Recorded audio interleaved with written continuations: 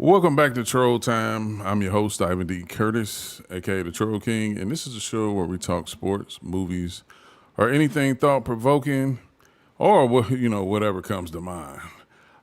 Today we'll be discussing WNBA All Star Weekend, recapping that, CBA talks, also WNBA player movement over the last couple of days. New York Liberty looking to get better.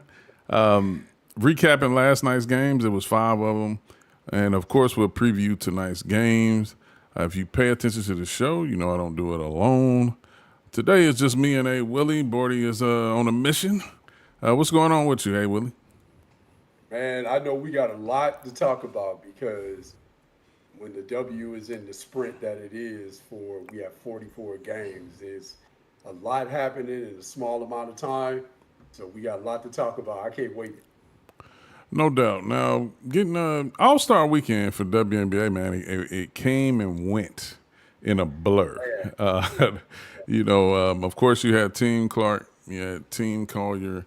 Before the All Star game, of course, you had the 3-point and skills challenge, which was a New York sweep. Wasn't really expecting that. Wasn't surprised by it, but wasn't expecting that. I kind of wanted to see Alicia Gray go back to back, but it was going to be hard to do that in either one with the competition. Of course, Sabrina Ionescu won the 3-point challenge, and Natasha Cloud took home the skills challenge, which is say that again. She did it for her family, Izzy Harrison.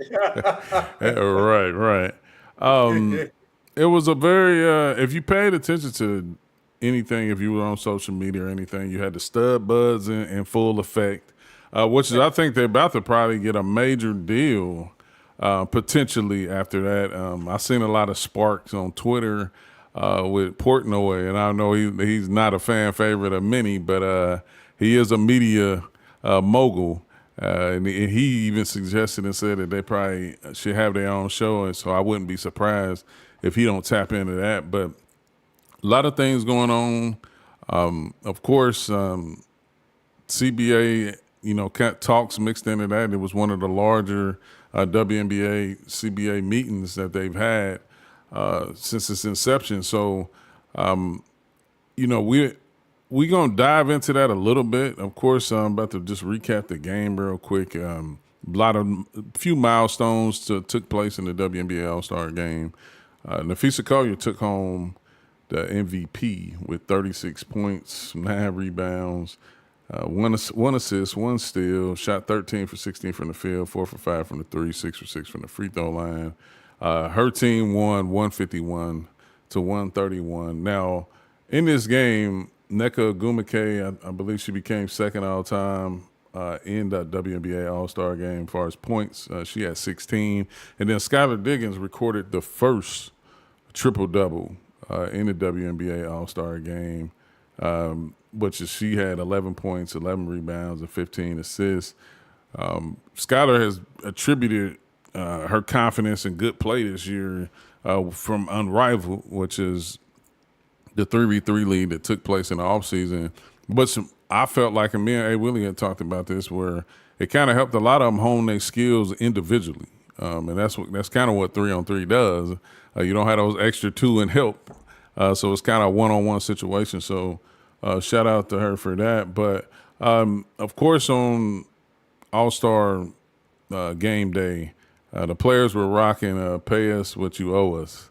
And it kind of sparked some, opinions from many. Before I pass the ball to A. Willie, my take on, any type of collective bargaining agreements or any type of lockouts or strikes or anything like that, man, I'm for the people. Who am I to say what somebody doesn't deserve? I'm not even the one paying them. My checkbook ain't that long. So, so my opinion won't be longer, is what I'm saying. I hope that they come to an agreement because this is a sport that, not only myself, but, A. Willie and Bordy, we share a common passion with the WNBA. So I hope it's something that gets settled soon. I definitely don't want to see any type of lockout or anything. But, hey, you have to do what you have to do. Hey, Willie, your thoughts on WNBA All Star Weekend and, like I said, the CBA talks? Man, the stud buds were great. First off, like that content was great. And then, it was funny too. When you talked about Skylar dropping her triple double, I was wondering if she dropped her triple double because she wanted to impress the one and only Natisha Heidemann and say to her, you still like me, right? Like so so Skylar had to show Natisha what it was because Natisha was also seemed like she was shooting her shot with Angel. So No, no doubt, no doubt. yeah. So she like, you still like me. Take this triple double. But man, it was so entertaining. It was great to see it because one of the things we've always talked about, and that's always been a conversation with growing the W, is seeing these awesome players outside of the court, seeing them having human interest types of whether it's pieces, whether it's content, whatever it is to humanize these great players. Because one of the things that we do is we normalize greatness, but the other thing that we do as well as it relates to covering these players is to a certain extent we dehumanize them. Because you said, I think you were talking last week when you were saying the expectation is to perform through whatever is going on in your life. And so, because they're so great, we take for granted, like you said, that they are human. So, I'm giving you credit on that. That's not me saying something new.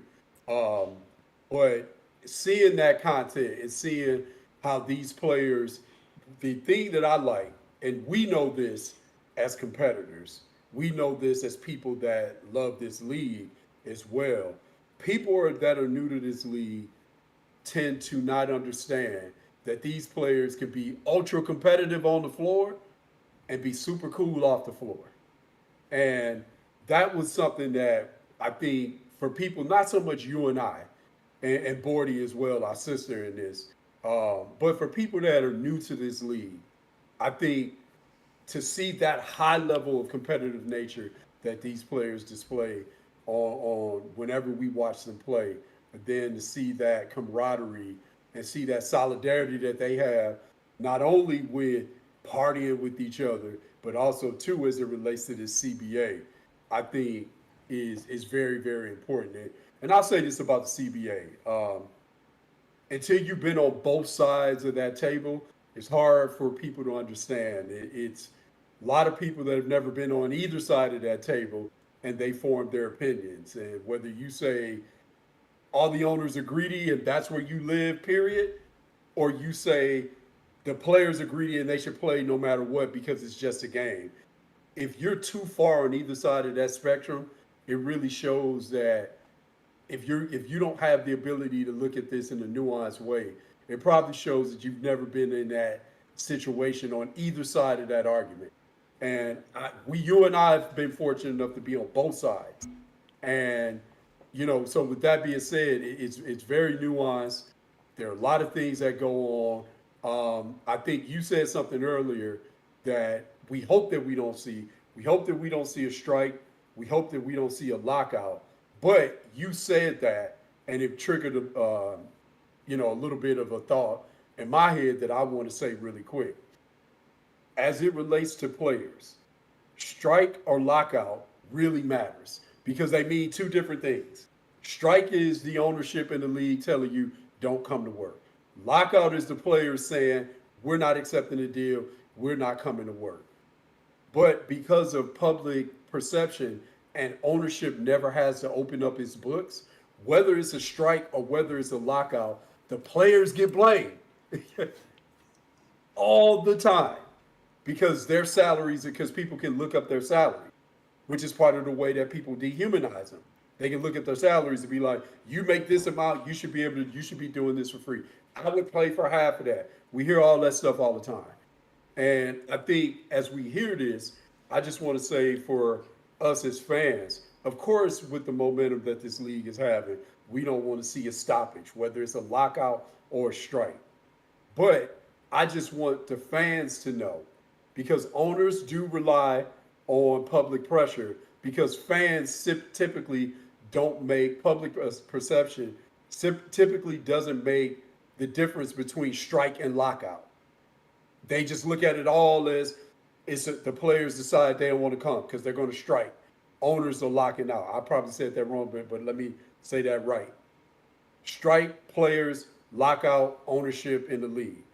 So, with that being said, as this moves forward, when you can count people's money, make sure that you dehumanize them and know that while I can look up Skylar Diggins' salary, I don't look up what the ownership group has gotten because the owners never and the league never opens up his books.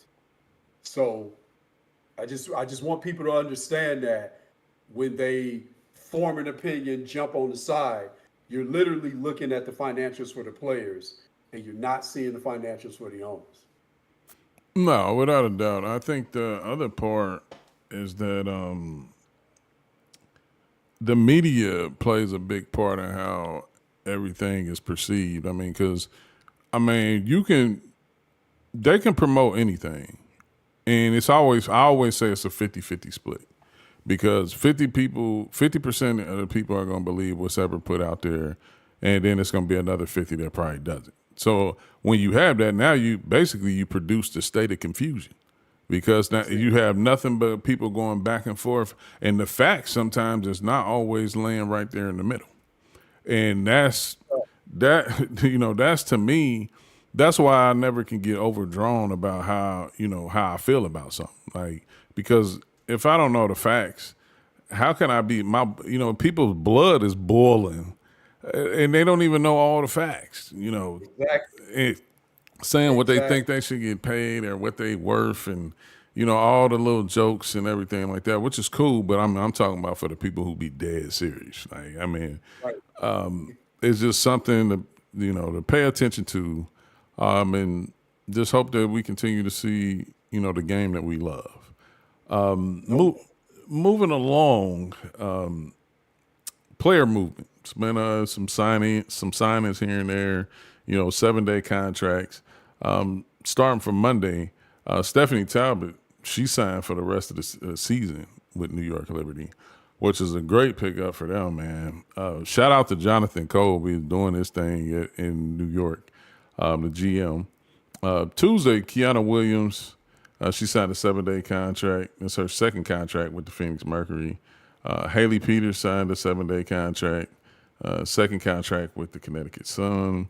Markeisha Davis signed a 7-day contract with the Chicago Sky, which is, man, I'm gonna get to that when we get to that game. But I really can't understand what they're doing because they don't sign what they need, so I don't get it. Although I know Michaela Onyenwere is out right now, and that's a wing player for them. But they need gods, like, Right. and then unfortunately, during that same time, Haley Peters was released from Connecticut, and the Dallas Wings have also today they've released Grace Berger, but that's pretty much the movement. I just like the pickup for the New York Liberty. Not only did they sign Stephanie Talbot, what's her name, Messerman. Yeah, that's a good one. Emma Meeseman. That's a Emma good one. Meeseman, yeah, they signed her, which is, man, I think it's kind of moving in that same window as the Minnesota Lynx. I like they sign highly skilled players. Right. No player that Cheryl Reeves gets is a one or two trick pony. Like they capable of doing more than one thing. They're high utility players, is what I like to call them. And I Yes, think sir. New York did a great job with that. Let's get to these recaps last night. L.A. visited Washington. We had 5 games on the map after the All-Star game, man. I was kind of back and forth, and I even had to go back and watch a lot of games once it was posted to the League Pass just to get a better view of it. L.A. visit Washington. They defeated Washington 93-86, but this game, man, Washington started out on top. It kind of was looking like they was going to run away with it. They scored 26 points in the first quarter, was up 10, but then they had a drought in the second quarter. They only scored 9 points, was outscored 24-9. But Big guard, man. She came to play, and so did Rakia Jackson. They both went for 20 points. Uh, Derrica Hamby, she finished with 24 points, 14 rebounds, 3 assists, 2 steals, 1 block. Was 10 of 14 from the field. Rakia Jackson, this is what I like. She shot well.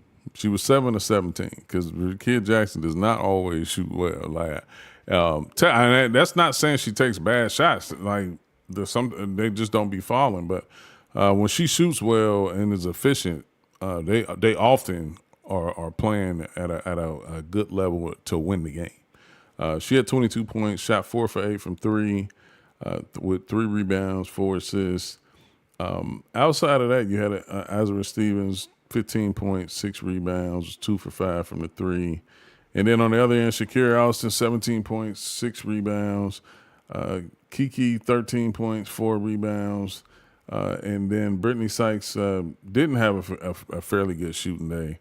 She's another one who I think is a great shot creator in the W.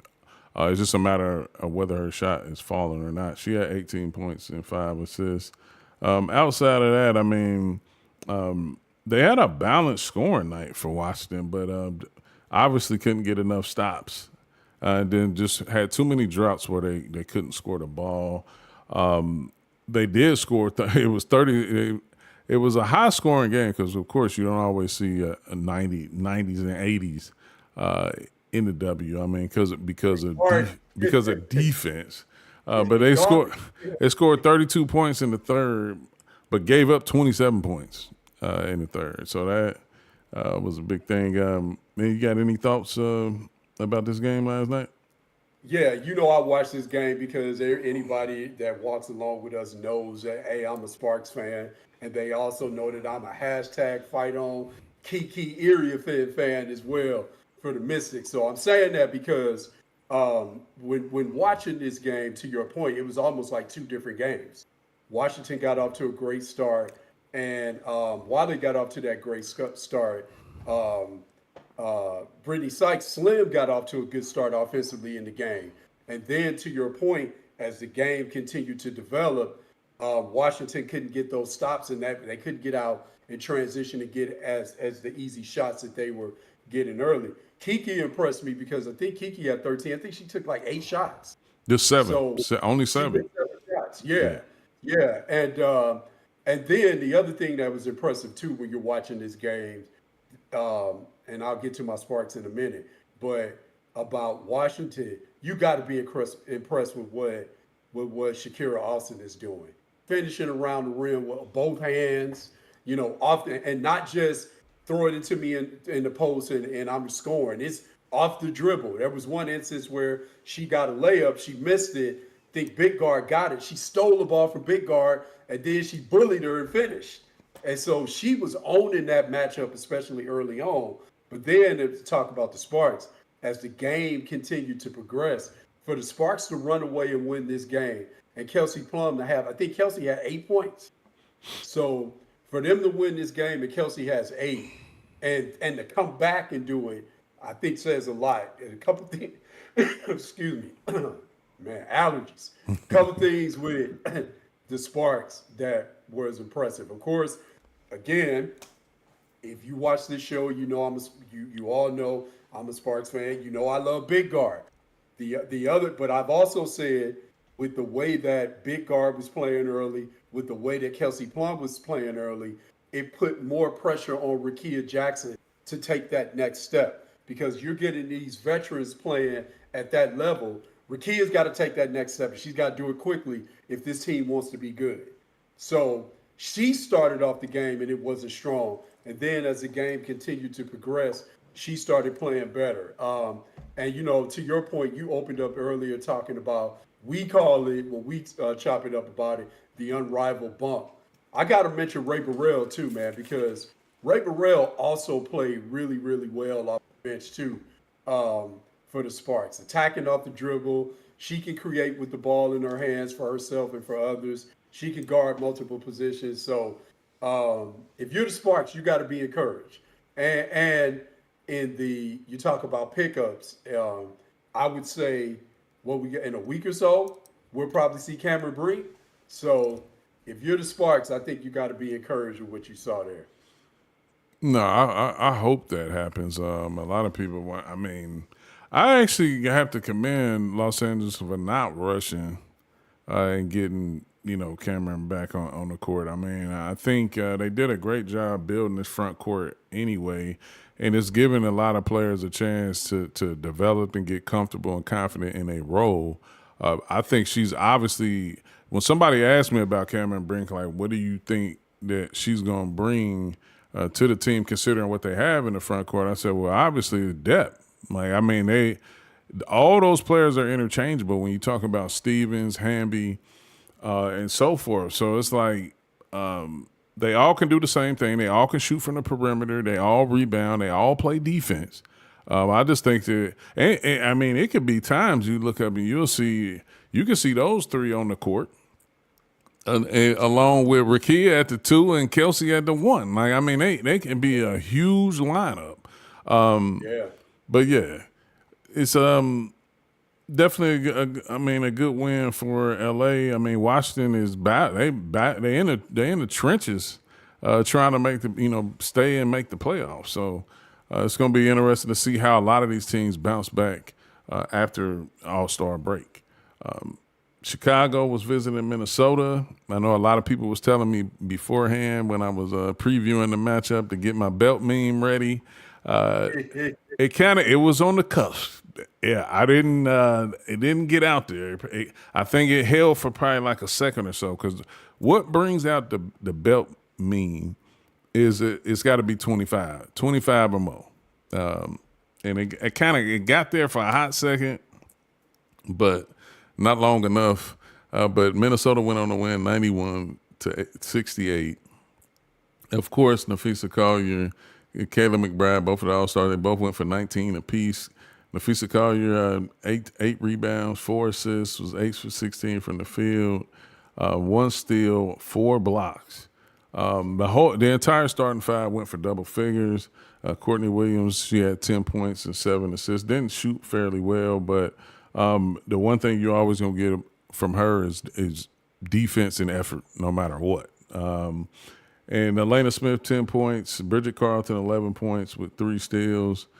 Just a balanced night. Diamond Miller off the bench, 8 points, 3 rebounds, played 10 minutes. Jessica Shepard, who's been really good for them this year, she had 7 points off the bench in 13 minutes. But Natisha Heidelman didn't score, but came in, had 4 points, 3 assists. So Minnesota 21-4. Chicago Skyfalls are 7-16. Angel Reese, I do want to talk about this for a second. She finished, of course, with a double-double, but 9 turnovers, man. And it's 2 things to say about that for me. She shouldn't be in this situation of handling the ball that much to have 9 turnovers. And if she is, like, obviously you got to be smarter. But I knew without Ariel Atkins, they get limited. They get very limited on who can handle the ball. When you start breaking this down, now Haley Van Lith played 27 minutes, but that hasn't been a regular thing for her. She had 7 points, 2 rebounds, 4 assists, 3 steals, and 2 turnovers. Not a bad. I wouldn't say that's not a bad night for her. Only thing was she shot 3 for 11. But when you start looking at ball handlers on this team, aside from Haley Van Lith, that was eligible to play last night, you only have Kia Nurse, Rebecca Allen, and Rachel Banham. I mean, that's tough on any night. So obviously, with the development of Angel Reese handling the ball, it's going to be added pressure when they don't have any other ball handlers. Now that's not as given. The best defensive team in the league. Exactly, they add that in there, but it's like, what? Come on, man! Like, y'all, they're not really doing Angel Reese and Camila Cardoso any justice with them being some young and upcoming bigs in the league. Now I know Angel is flirting in between that tweener role of 4 and 5. And maybe more a point forward since she's been handling a lot of ball, but she still has no real experience over the last 40 years, at least because even at LSU, now Maryland, she did handle the ball a little bit. but it was more like out in transition. But it's not bringing it up, our ball up, getting us into an offense or anything like that. It was a every now and then thing, but more like I said, in transition. But now you asking her to do something she hasn't done in a long time, along with some inexperienced ball handlers. Now these are veteran players, but they're not ball handlers. These are snipers. Rebecca Allen, Kia Nurse, and Rachel Beck. They're shooters. They're spot up shooters. They're 3-and-D players, and I feel like you're asking a lot with that. But aside from Angel Reese, Kia Nurse did have 16 points and 8 rebounds. This could have been. I thought it was going to be a lot uglier than what it was, but man, Chicago got some. So I'm honest, man. I don't even know if Angel Reese is going to stick around the entire time with the way management is operating the team. Like I don't see it. Your thoughts on last night's matchup between the Sky and the Lynx? Yeah, it's always interesting when you're one of those developing teams and you catch, a team that played for the championship last year that we are expecting to be playing for it again this year in all likelihood. And they have right now the player that's playing probably the best in the league all around in MVP, as we like to call her, as I like to call her, the human baby doll. That's hard for you to come off the break and you face that team. It was interesting because those blocks that you saw with Fee, like those blocks were on Camila Cardoso and Angel Reese. Like, so those weren't a guard penetrating and she rotates over and blocks the shot of a shorter player. And which it would sometimes make me want to go back at a big as a point guard. When I come in there, you 6'10", 7 feet tall, and you get a block on me and you act like you did something. Fool, you supposed to do that, right? Like, Right. so, but she was doing that on Camilla. She did that on Killer. She got Killer twice, and then she got Angel as well. So Fee, and I've said this before, man. Fee has to be the easiest elite player to play with, and for others because others get off with her. And sometimes and I'm not taking away from anybody's greatness. You and I both have put teams together. Of course, you take a great player. Of course, you take a player that has the ability to attract all of the energy and attention on them. Of course, you take that. But it's also good to see a player that sets the tone offensively and defensively. And it's so easy for other people to get theirs. Allergies again, brother. It's so easy for them to get theirs with, and Fee is that player, and and it's on both ends. A lot of times we see, and I get it, I understand, rightfully so, but when we see players that are in the conversations and to be the MVP, best player in the league, they're relied on so much offensively that they sometimes have to take possessions off defensively.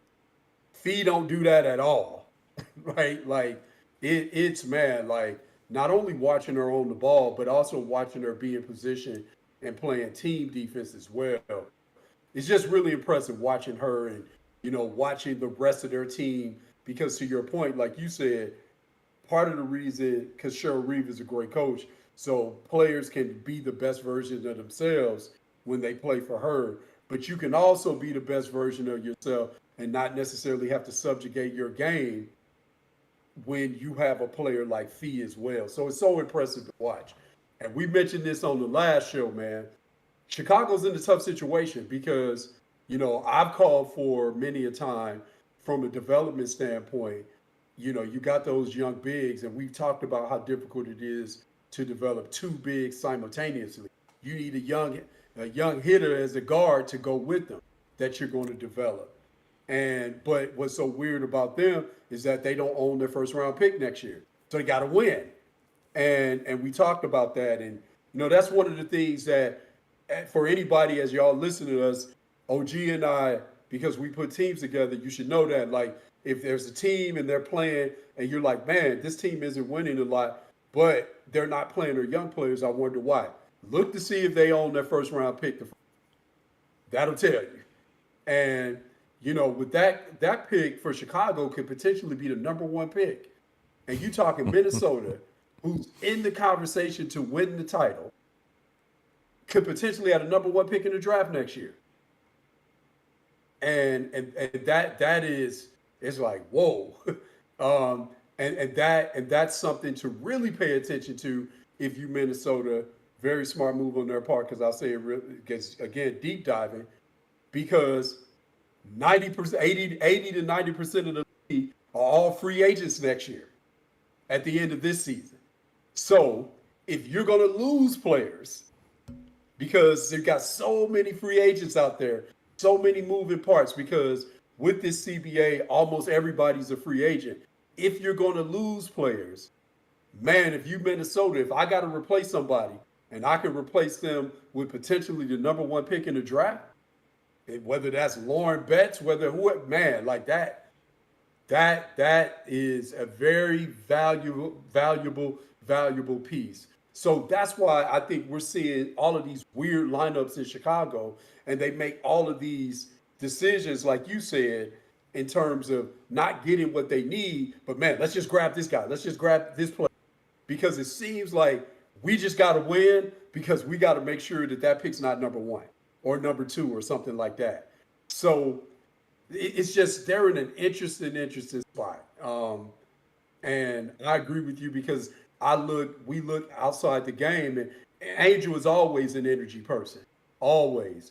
However, we do have to pay attention to the energy because when you're talking about Angel and Camilla, what people forget about these two players, all these players did, OG, is win everywhere they went. College, we're talking winning on the circuit in grassroots. We're talking winning in both of them are national champions. And then you get to Chicago and you probably lose more games in the season than you lost your entire college career, almost. That's very, very hard for elite players that are super competitive and want to win. So to your point, I think that's really something to pay attention to moving forward, man. Yeah, it's a scary thing when you get to talking about the potential of Minnesota getting a top three pick. Considering the way Cheryl builds teams, it's never a urge to play right now. I know a lot of people was up in arms when they released Alyssa Paley, but I had told you beforehand I didn't know how her game was going to translate to the WNBA. I mean, Right. because you have to be able to guard, you have to be able to get up and down the court, and at her position, I just didn't see it. No knock to her game or anything like that, but I think it's a lot of things. I think it's a few important things that need to happen in order for her to be really ready to play on a night in, night out basis.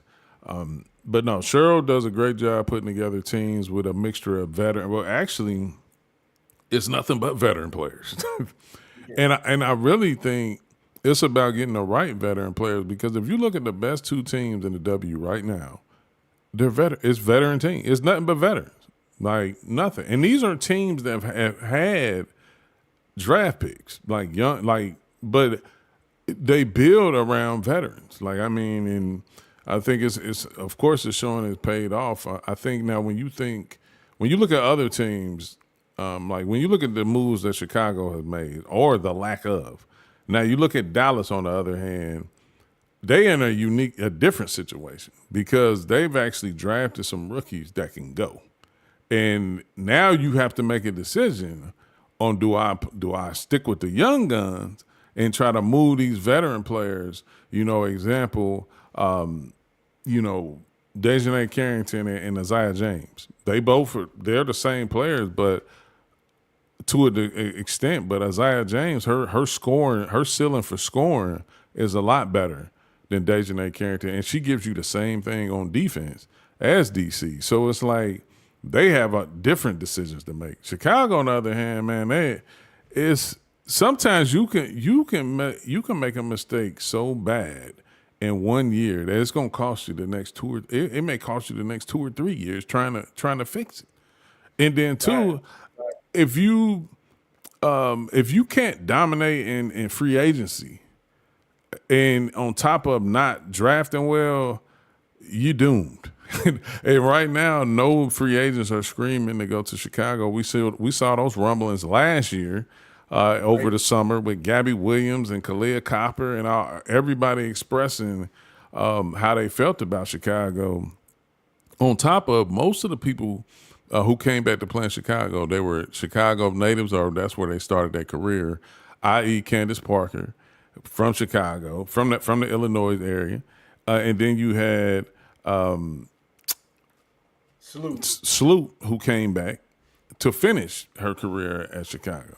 So it's one of those things, man, where it's either sometimes you hit it, hit it on the money, or sometimes you strike out really bad, and that's what Chicago has done. Next matchup, Indiana Fever and New York Liberty. A fairly good game considering Caitlin Clark did not play, and I really don't expect her to come back and play it anytime soon. I just don't. I don't see it. The risk right now is not really worth the reward. They're still in playoff contention, so as long as you stay right there, I mean, I think they're in good shape. I don't. It's no need to rush it back. New York Liberty, on the other hand, we talked about the signings that they picked up this week. Of course, they did not play, but the bigger story is Jonquel Jones returning to the court, and she did not disappoint. 18 points, 9 rebounds, uh, 2 assists, 1 block. Also shot 5 for 13 from the field, 3 for 7 from 3, 5 for 5 from the free throw line. I mean, she looked good, and they went on to win this game 98 to 84. New York Liberty are now 16-6, 11-2 at home, which is on the back end of this All-Star break. They're gonna have to get some dubs on the road. Bro. So that's something to keep an eye out for. But the Fever fall to 12-12.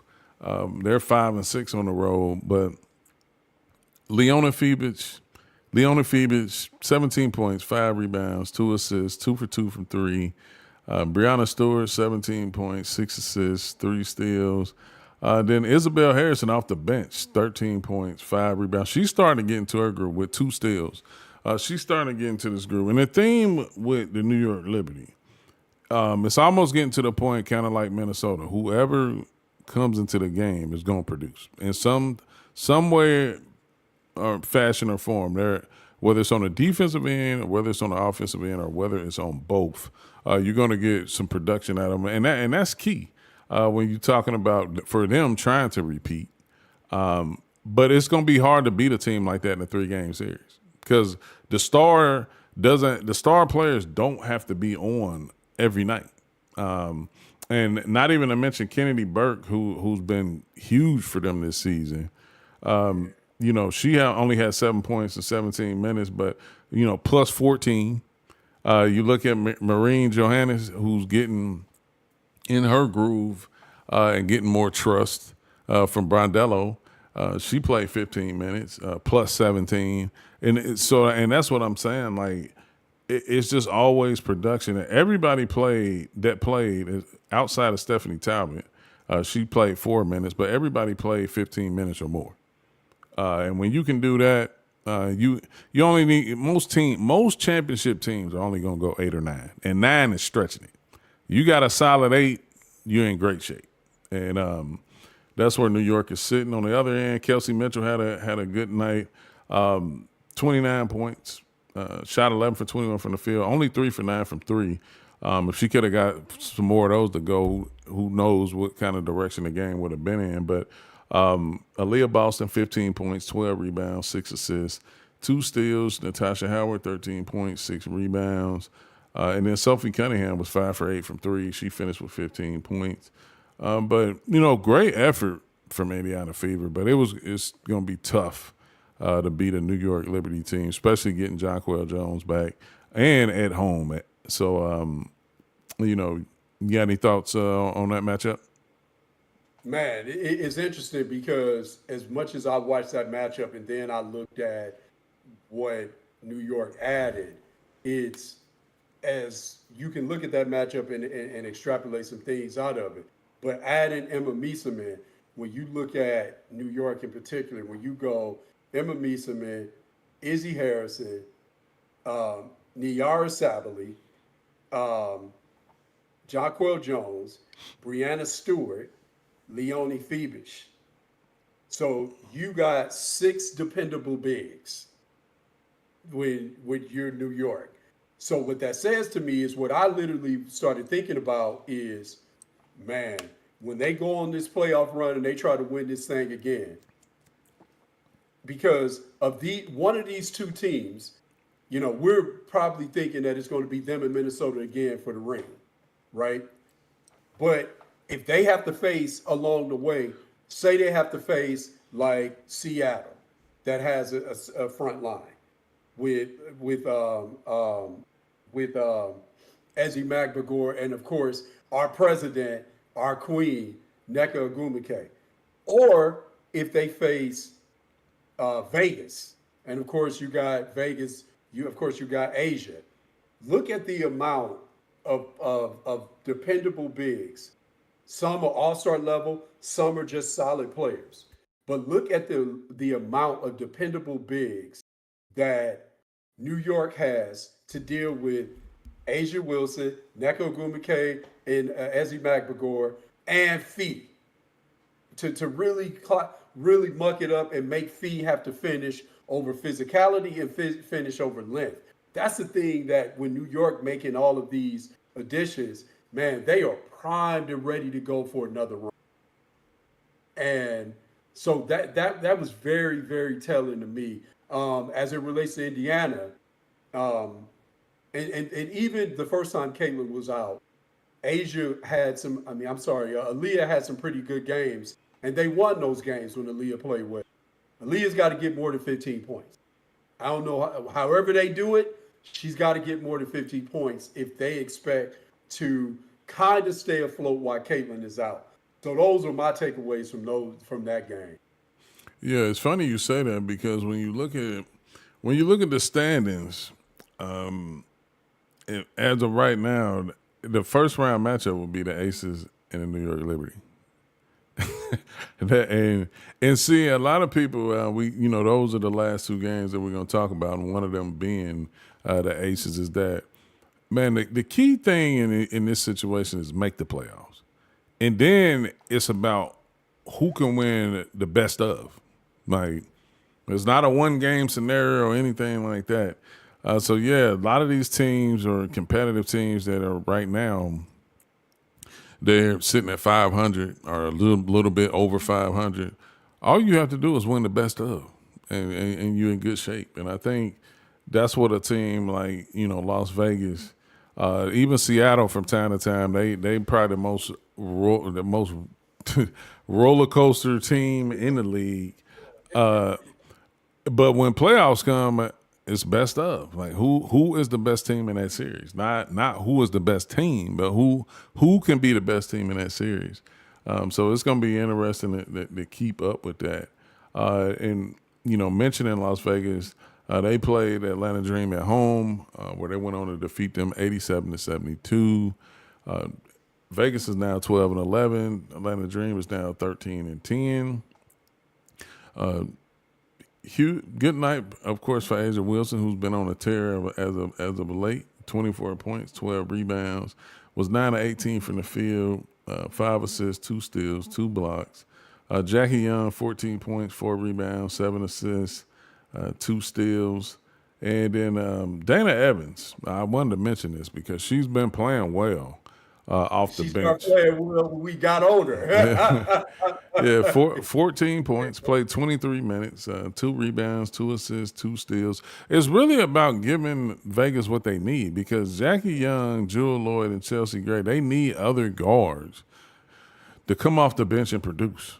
And I think Dana Evans has been giving them that. The rookie Aaliyah Nye has been good here and there. Of course, not she's a tenacious defender, but she also can knock down the 3 ball as well. So that it's important that they get some type of play out of them. Nalissa Smith, 11 points, 4 rebounds, 2 steals, and 22 minutes. Not bad for her. If they can get that consistently out of her, that's a great night. On the other hand, for Atlanta, not a good night for them. Only shot 38% from the field, 33% from the three, 76% from the free throw line.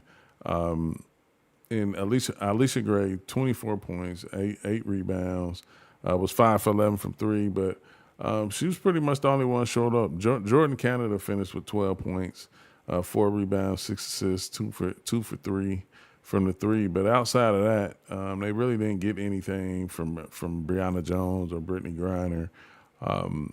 And Las Vegas went on to win that game. It's like I said, it's these probably first 5 to 10 games after All-Star break is kind of going to tell me who was revving up to make the playoffs and be a contender. Your thoughts on that matchup, hey Willie?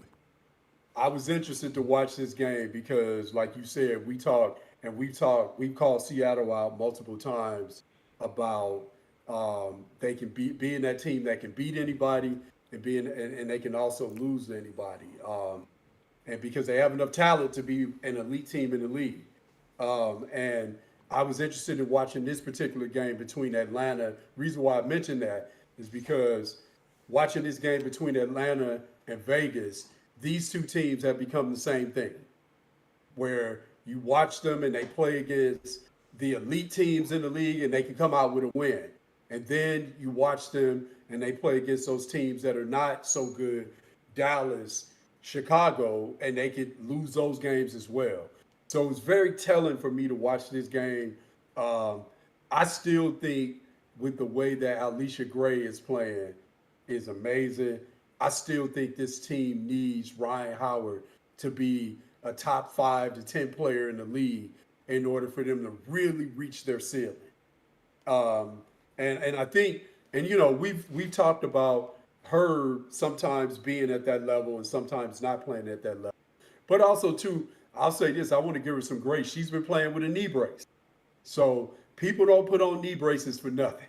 So I gotta, if I'm going to say, hey, I want Ryan Howard to be more impactful and do it more consistently, I also have to mention that she's playing through something as well. So, but I feel like this team, as well as Alicia Gray is playing, I still feel like Ryan Howard, if Atlanta is really going to do something that they have the talent to do when they're clicking on all cylinders, I feel like Ryan Howard has to play at a higher level. If I'm Vegas, one of the things I want to see out of the All-Star break too, looking at their lack of consistency too, I would really want to pay attention to how Asia really approaches the game. Do we get white T-shirt Asia that can erupt for 40 and they're either barely winning or losing those games, or we get her where she's dominant, but that's a dominant 25, and we're getting that contribution from other people and they have the ability to win. So I'm really looking at those other players. Like you said, Jackie Young's an all-star. Jill Lloyd's been an all-star. Of course, point guard Chelsea Gray's been an all-star. But again, like you said, whether that's Aaliyah Nye, whether that's Dana Evans, I want to see that. But also, too, as Meg Gustafson finds her footing, I want to see if she can give them something, too. Because I feel like, again, if Vegas is going to make a run, Asia can have her moments, but you can't say to Asia, all right, for us to win, you got to get 35 and 13 every night. And that's the only way we're going to win. That's really, really tough. So those are my observations on both of those teams in that game. No doubt, no doubt. In the last matchup, the Dallas Wings, Seattle Storm. Dallas Wings, man, they popped them, 87-63. Dallas Wings are now 7-17, 3-10 on the road. Seattle is now 14-10, 8-5 at home. And when I looked at this game, because this is one of the games I actually went back and watched, you can often tell the difference. One of the key things that I look at is bench production, because Seattle is very starting 5 heavy.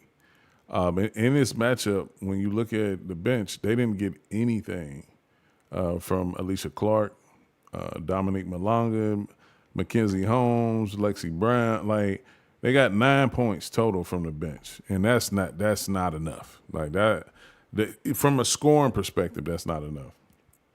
Then you look at Dallas; they got 23 points from the bench. That is enough. Like that can be enough. That's actually, if you look at it, that's the difference in the score, almost minus 1 point. So that's one of the key things I look at when I'm breaking down these games and trying to figure out why a team like Seattle is on the roller coaster a lot. And that's one of the reasons is when you don't know where your play is coming from with who's on the bench. Now, not to mention, Enrique found her shot last night. She was 7 of 12 from the field, 4 for 6 from three, 2 for 2 from the free throw line, 3 rebounds, 3 assists, 1 steal. The watching her get her stroke back was good to see, and really, this Dallas team has been a mystery ever since they kept 3 rookies, which is not always likely to happen in the WNBA. And the 3 rookies that they kept are 3 high quality rookies that can play. And 2 of them are starting with JJ and Paige. And JJ was somebody that many thought was going to be overlooked because of her size. And she's showing that, hey, she can play. So like I said, they have a lot of things to figure out. Dejanay Carrington return. And that obviously makes your bench stronger if she's coming off the bench. I know that it's a lot of times it's a rift with the young players and the veteran players in the W, but there does come a time where everybody's not a starter.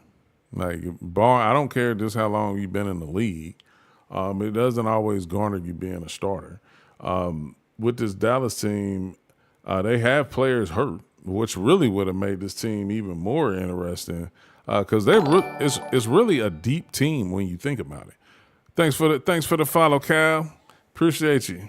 And if you're not familiar with Calvin Robinson, he runs the Punch Junkie boxing page. Real good content that he puts out. So make sure you go check that out, and I'll make sure I'll share it on my page when I see it. But I appreciate you stopping through. When you look at this Dallas team, when you think about Maddie Seegers being out, Maisha Hines-Allen out, Taisha Harris out, that's three other quality players to go already with what they have. So I think they have some things to figure out in the offseason because obviously their season is pretty much as unless they go on some phenomenal run, it's pretty much washed for the playoffs. But they have some pieces. Need another, and I think it's a good landing space for free agency. So I think they're gonna have some things to figure out. But within this game, like I said, Dallas won 87-63. Enrique had 20 points. Like I said, shot really good. Paige Beckers, 14 points, 4 rebounds, 6 assists. Was 5-11 from the field. JJ Quinterly, 9 points, 7 rebounds. 7 rebounds, bro. 7 rebounds for JJ. 4 assists. Then you had Leah Rue, 8 points, 10 rebounds. And this was the shocker for me when I looked at it. You had Haley Jones, who almost went for a triple double off the bench. That's who I wanted. Yeah, 10 points, 6 rebounds, 6 assists, 2 steals, and 3 blocks, and only 1 turnover. Like, and Haley was grooving. Like, I mean, and this is somebody who's been from been on a few teams this year, and I think just still being able to come out and produce. Like I said Haley almost a triple double off the bench. But see, play like that is, like I said, the difference in this game. I'm gonna pass the ball to you, A. Willie. Dallas scored 30. They outscored Seattle 32-15. That was in the third quarter, and that's pretty much what set this game apart.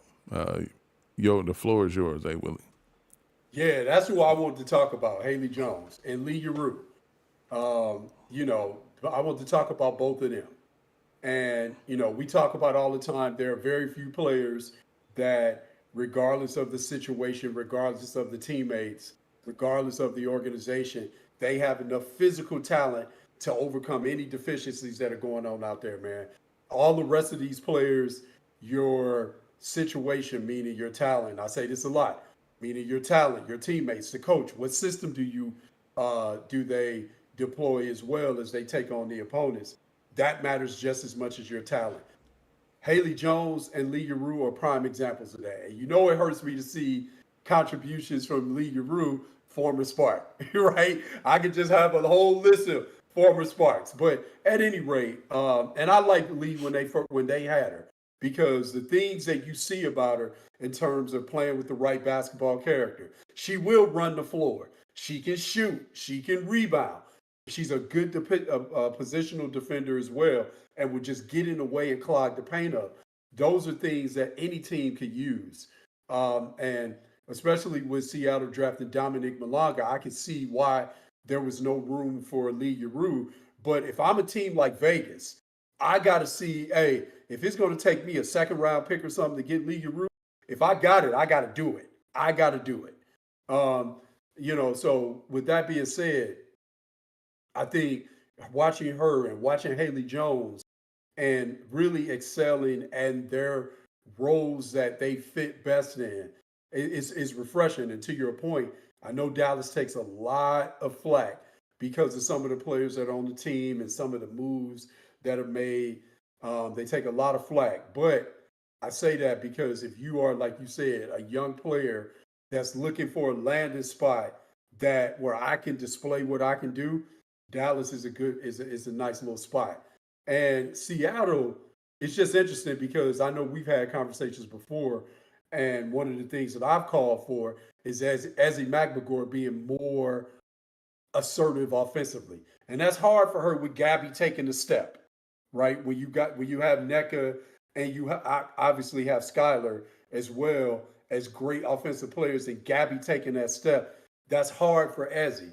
Last night she had double figures. I think she took 7 shots, but she was really trending toward doing something really, really impactful. And it's going to be interesting with Dominique now because they got to develop her. Because you take her second overall, you got to develop her. So now, where does that put Ezzy as it relates to what happens with their team moving forward? But they're just an interesting team, man, because I root for them because we like Skylar. Of course, we like our president, Madam President NECA. I love Gabby Williams, former Spark. Never played a game for us. Another story for another day. But, and of course, shout out to the coach that's from the turf, Noelle Quinn. I want to see her do well as well. But Seattle is always interesting to me, man, because again, we see them again play Minnesota and beat them, and then play Dallas and lose. Right. And so they're very interesting to me. And if they're a team like you said, once you get in the playoffs, they're a team that maybe you don't want to see them because they can beat you in the first round. But if you're one of the better teams, but yeah, I don't know. It's just hard for me to put my hand on a lot of time watching Seattle, what's going on, and how do they get to that point where they're really consistently one of the better teams in the league. Gabby last night, if you watched the game, at the end of the game was frustrated. Frustrated with how the team performed, and so again, I'm really looking for them. Like you said, this next 5 games or so, if they can establish some consistency, that's going to tell me a lot about them. But they better establish it, because if not, going into the playoffs on that roller coaster ride, I don't think that bodes well for them. And I'll say this, and I don't want anybody to lose their job, but I don't think that bodes well for Noelle Quinn either. And so I'll be really, really paying attention to that moving forward. I want to see her succeed. No, I'll say this. Of course, last night Skylar Diggins didn't play, which was a huge blow for them. But they only shot 30%. They shot 30% from they probably not beating us shooting 30%. And then 19% from 3. But they did shoot 92% from the free throw line. But it's a rough night when you don't have Skylar and then you don't get any backcourt play. Zaya Cook, she played 12 minutes, had 7 points, but nothing from Lexi Brown. Aside from that, they don't really have other backcourt. They don't have really other backcourt players. Tiffany Mitchell started. Yeah. Yeah, she started in place of Skylar Diggins. She played 29 minutes, 2 points. It was a tough stretch. Erica Wheeler only shot 2 for 11. It was just going to be a tough scene. Now, what I will say when you mentioned about Noelle Quinn being, possibly being on the seat is because this would probably be 2 years in a row underachieving. If they stay in the playoff race, of course, make the playoffs and don't advance, it's going to be tough. Because this is a team that's built to win now, and that's the other thing that I want to talk about. When teams like this kind of got blessed with having the number 2 overall pick, but for her being a young player, it's kind of hard when you have a young player in the mix of trying to develop and get familiar with the league, playing on a team that's built to win now. That means your minutes is going to be rocky as hell because everything is, especially what she plays, because they're front court dominant as it is. And when you talk about Gabby last night, she had 14 points, 6 rebounds, 8 assists, 4 steals, which is a great night for her, but only was 5 for 14 from the field and 1 for 3 from 3. But it's tough when they're front court dominant and she's a front court player and her minutes are they're rocky.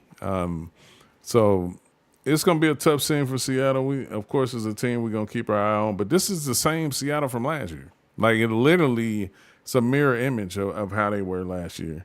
Tonight's matchup, only one game, and that's not till 10 o'clock. That's Atlanta and Phoenix. You can find that on the CBS Sports Network. Me personally, Phoenix, fun team to watch, deep team. It's going to be real interesting to see who plays tonight. Of course, nobody, Kalia Copper, Satu are not on the injury report. So that's a great sign for them. I imagine that they'll be on some type of minute restriction or possibly or anything like that. But they're a deep team. And they're a deep team that nobody really talks about their depth because a lot of their depth is older rookies that have played overseas and now they're in the WNBA. But disappointed, Monica Koa-Makani is out.